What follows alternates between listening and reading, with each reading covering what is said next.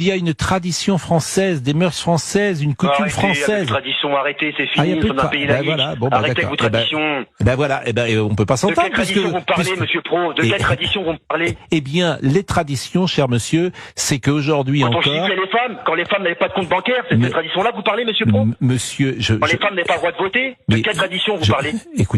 Écoutez, la tradition française, je vais vous citer un exemple très simple, c'est qu'il y a beaucoup de gens qui ne vont pas à l'église tous les samedis, tous les dimanches, et qui, lorsqu'ils meurent, se font enterrer dans une église. Voilà, les obsèques religieuses. Ça s'appelle une tradition. Vous avez un chiffre? Vous avez un chiffre? Oui. Vous avez un chiffre? Oui, écoutez, monsieur.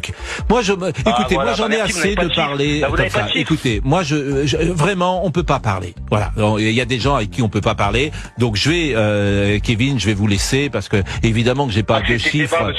Acceptez le débat, monsieur Pro. Mais accepter le débat de quoi, monsieur? Quand vous voulez sur votre plateau, je vous fais un débat, si vous voulez, on passe une heure sur la théologie musulmane.